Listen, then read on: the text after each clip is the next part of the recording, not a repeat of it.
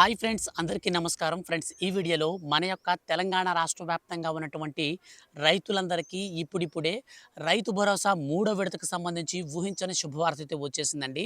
ఎప్పుడెప్పుడా అని ఎదురు చూస్తున్నటువంటి రైతు భరోసా పథకంతో పాటు పీఎం కిసాన్ సమ్మాన్ నిధి యోజన పథకాన్ని భారీగా పెంచుతూ ఉత్తర్వులను జారీ చేసింది మన యొక్క కేంద్ర ప్రభుత్వం.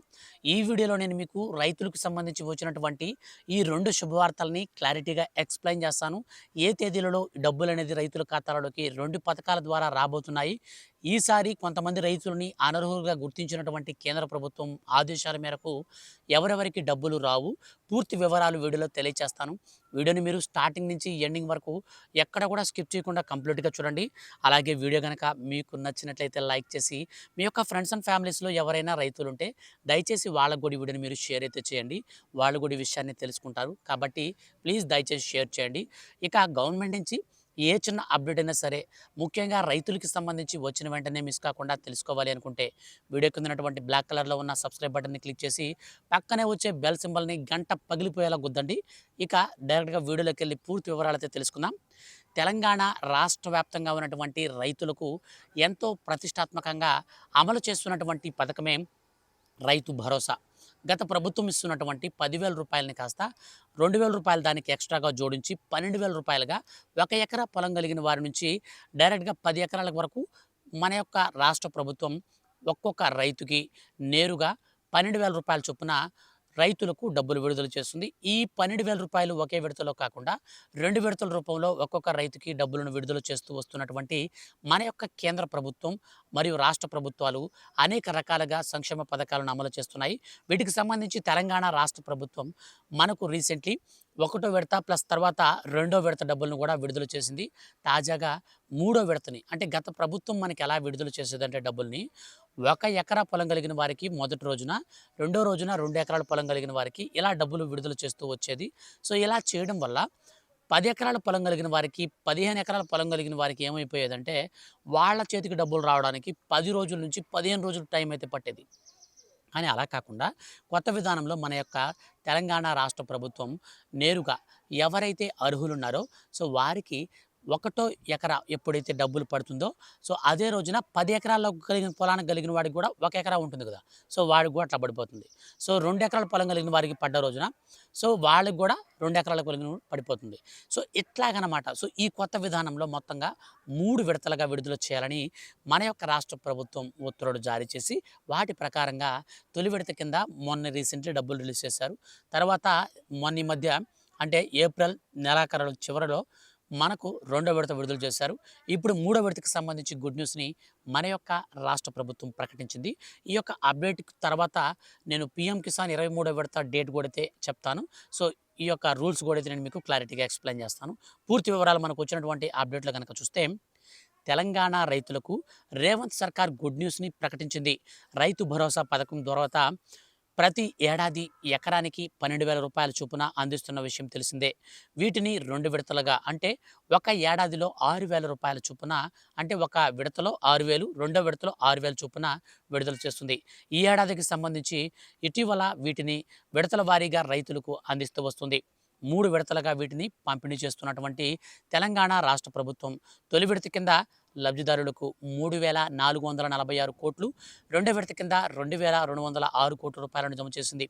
తొలి విడతలో 68,899 లక్ష 68.89 లక్షల మందికి లబ్ధి చేకూరగా, రెండో విడతలో 45.11 లక్షల మందికి రైతులకు ఈ యొక్క అప్డేట్ని అయితే, అంటే ప్రయోజనాన్ని అయితే చేకూర్చింది. వచ్చే నెల అనగా మనకు మే నెలలో మూడో విడత నిధులను లబ్ధిదారులకు బ్యాంక్ ఖాతాల్లో వేసేందుకు సిద్ధమైంది రేవంత్ రెడ్డి ప్రభుత్వం. ఈ విషయాన్ని ఇప్పటికే సీఎం రేవంత్ ప్రకటించారు. మూడో విడత నిధులను మే నెలాఖరు కల్లా అందించనున్నారు. ఇందుకోసం నిధులను ప్రభుత్వం సేకరించే పనిలో నిమగ్నమైంది. 12,000 కోట్లు సమీకరించేందుకు బాండ్లను వేలానికి పెట్టాలని రిజర్వ్ బ్యాంకుకు తెలంగాణ ప్రభుత్వం ప్రతిపాదనలు పంపింది.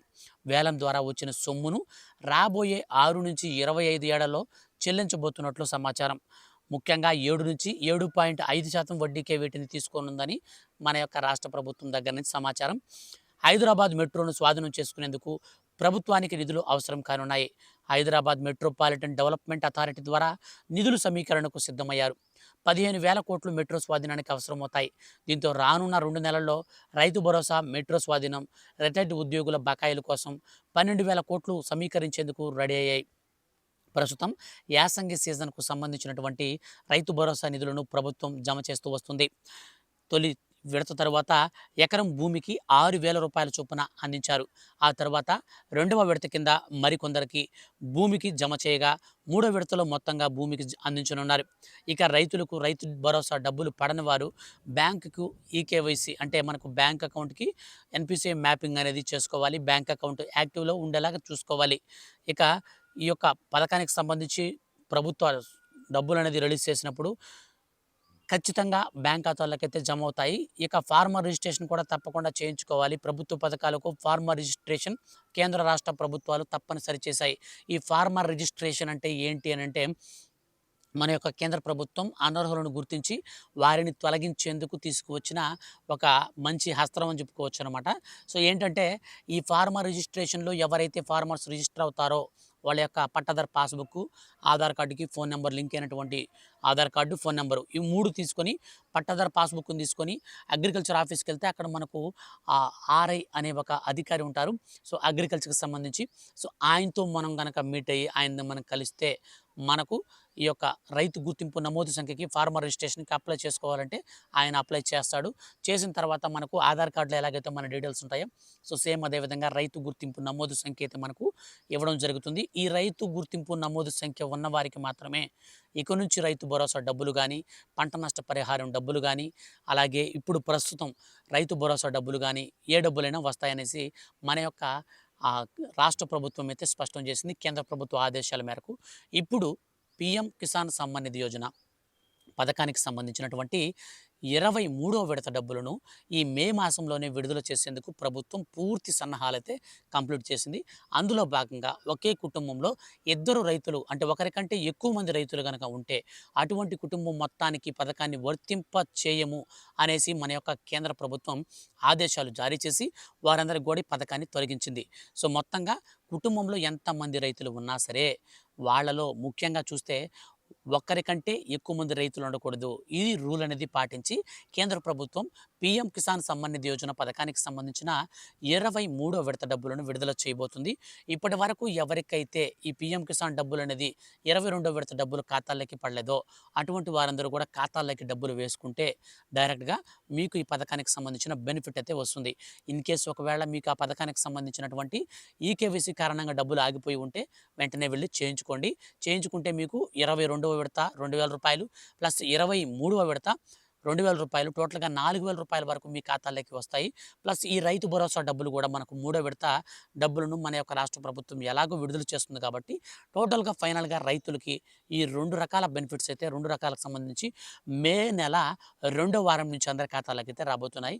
ఫర్దర్‌గా వీటికి సంబంధించి ఏవైనా మార్పులు, చేర్పులు అంటే వాటికంటే ముందుగా రిలీజ్ చేసినా, రెండో వారంలో మనకు డేట్ ఫిక్స్ చేసినా, ఏ చిన్న అప్డేట్ వచ్చినా మిస్ కాకుండా మీరు తెలుసుకోవాలి అనుకుంటే వీడియో కింద ఉన్నటువంటి బ్లాక్ కలర్‌లో ఉన్న సబ్స్క్రైబ్ బటన్‌ని క్లిక్ చేసి పక్కనే వచ్చే బెల్ సింబల్‌ని ఆల్ పైన ట్యాప్ చేయండి. ఇలాంటి మరిన్ని లేటెస్ట్ అప్డేట్స్ కోసం రెగ్యులర్‌గా ఛానల్‌ని వాచ్ చేస్తుండండి. Thank you for watching.